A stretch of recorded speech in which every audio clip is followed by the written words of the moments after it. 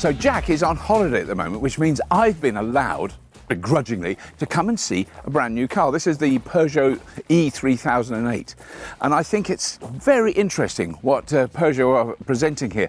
This is built from the ground up as an electric car. Battery, motor control system at front wheel drive. It's fastback SUV.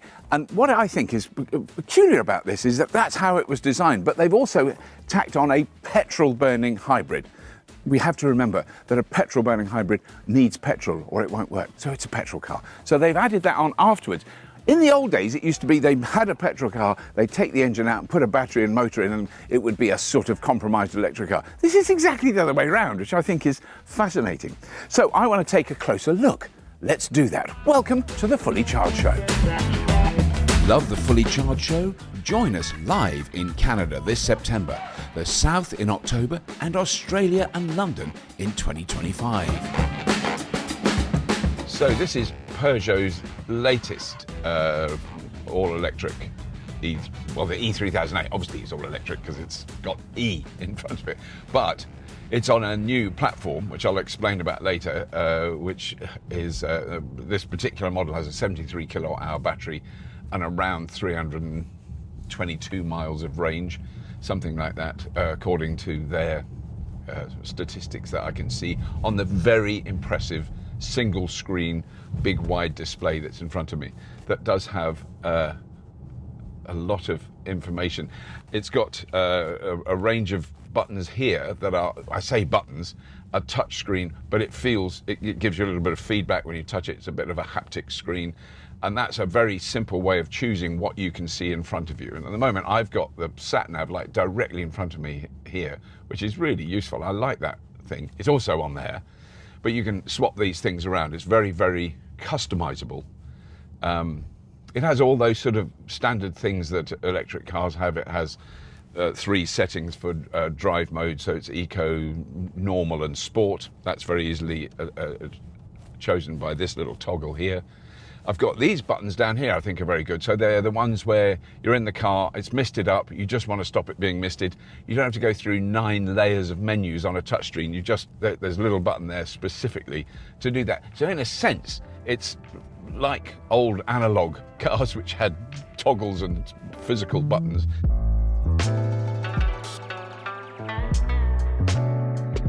So the E3008 is definitely a massive step change for Peugeot. This is like a next generation car, really. And the look of it, it is an SUV, it's a fastback SUV, and according to Peugeot, it is the smallest in the 100% electric SUV bracket. So all the other electric SUVs are bigger than this, and it does feel slightly more compact, a little bit tighter, but it's still, you know, a big comfy car. When I've been driving it, it's not felt like a tiny little hatchback. It feels like a big car. It's got these special things which I quite like, which are it's the 3-claw signature look. It's got it because it's a lion with 3 claws. I don't know how many claws lions have. I thought they might have 4. Anyway, these lions have got 4 because the kind of symbol of Peugeot from the very beginning, and it's a really old company, is a lion's head. These are 20-inch wheels. You can come with 19 or 20-inch wheels. It's got special flangy bits there to keep it super aerodynamic, all that sort of stuff. That badge denotes that this is a GT.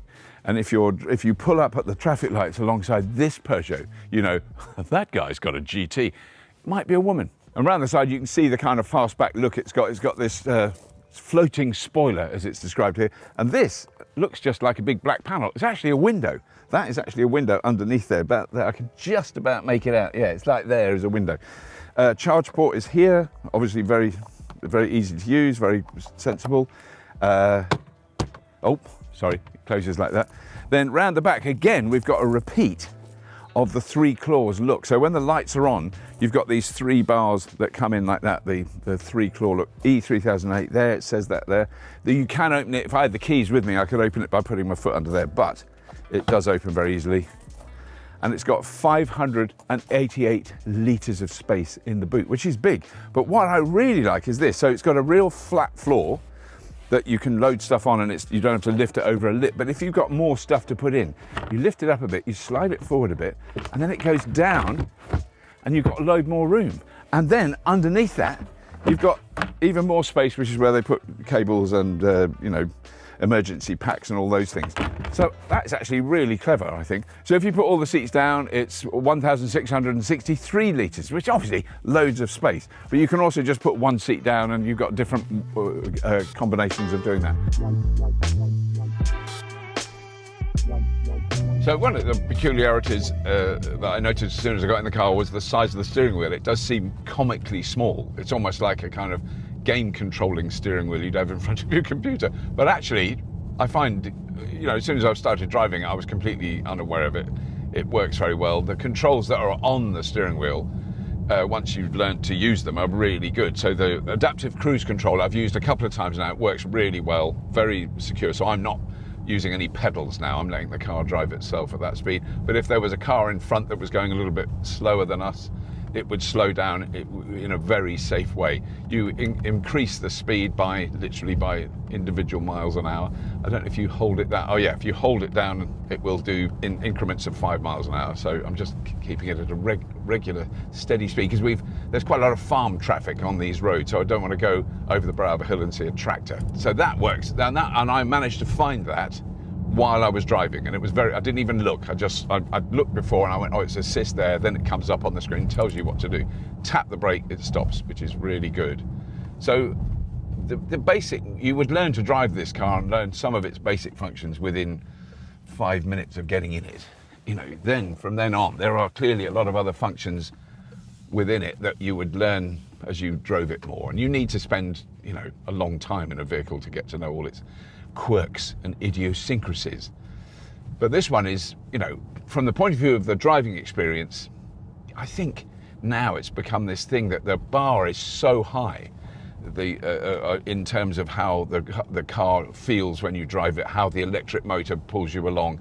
It's totally frictionless.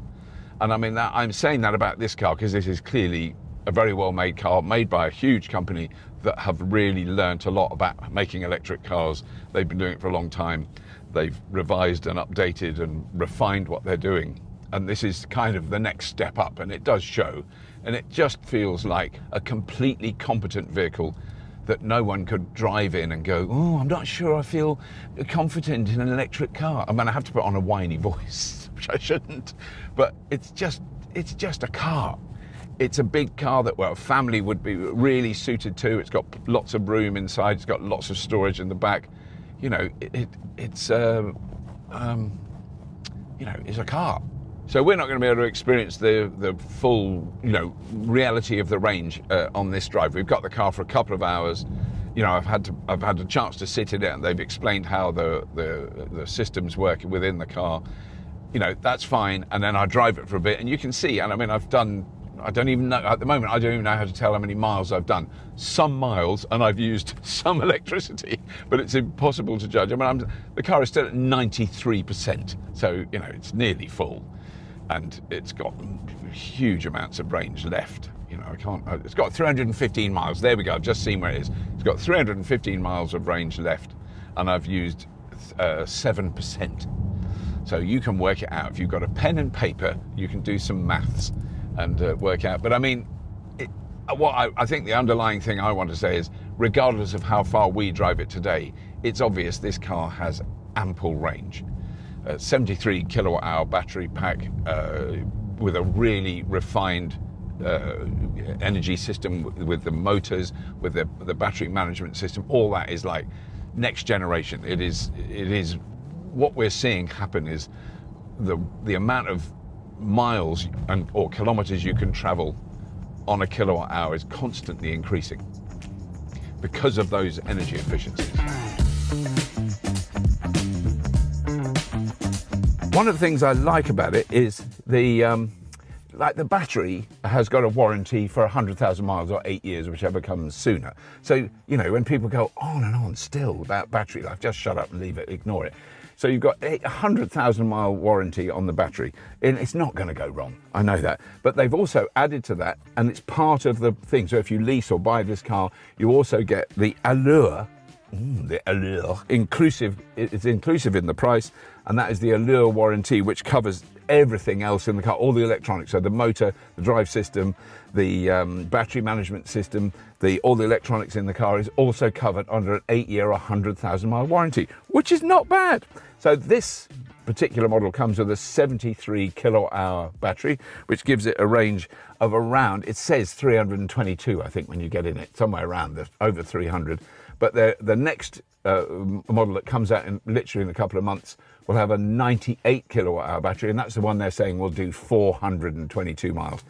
I mean, I just want to have a go in one and drive it a long way to see, because that's WLTP range, which, as we know, is not exactly accurate. But I mean, even if you knock 50 miles off both those ranges, it's a really adequate range for any electric car. So it's got lovely, very comfy, because I've sat in them now, Alcantara seats, which is a kind of fake suede, but really nice. But I'm intrigued by this material, because I've got an old suit that looks like this material. I'm sure this is better. But it does give it a kind of slightly softer look, because a lot of the edges are very sharp and hard. You know, in the design language of this Peugeot. The software, I've enjoyed using it when I was driving it. It's pretty intuitive to use. It wasn't too complicated to get used to. I learned it very quickly, but it also does have Android Auto and Apple CarPlay that very simply connected. Little charge place there. You can put your phone. That's very nice. You can also shove it in that little cubby hole there. There's charge points coming out there. So it's got a lot of useful little thing. There's another quite a big thing there. You can put a load of stuff in that. There's a lot of storage in this car, I will give it that. There really is plenty of room to shove things in corners. The rapid choice buttons there, those are really good. I really like that, because sometimes even in cars you're used to, you know, I have a bit of trouble with a certain Tesla Model 3, when you want to just clear the windscreen, you've got to go on the big screen. There's nowhere else to do it. There's one button right there. You get used to it really quick. Same at the MG4 has got a button. If you want to clear the windows, you press a button, it goes click and it clears them. And this is the same as that, which is a great step forward. Here, the volume for your infotainment, for your music or whatever you're listening, a podcast obviously about science and technology, really easy, volume up and down, and also off, which is good. I like that. Drive mode is there, so you can go from eco to normal to sport. I've got to say, I didn't notice a massive difference between the three when I was driving it. It wasn't like a sudden jolt where you were in sport mode. So it's all fairly vanilla, and but you know, 100% adequate. This isn't a car for roaring round alpine roads at 90 miles an hour. You know, that's not what it's built for.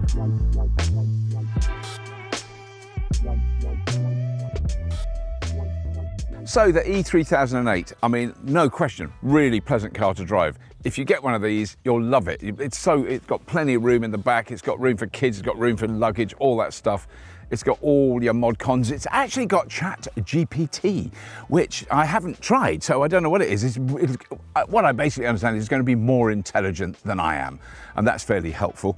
One of the intriguing things, though, still, and this is really still a mystery to me, and I've talked to the people at Peugeot about this, and I haven't really had a clear explanation, is this car is about £46,000 and change for the fully electric version, 73 kilowatt-hour battery.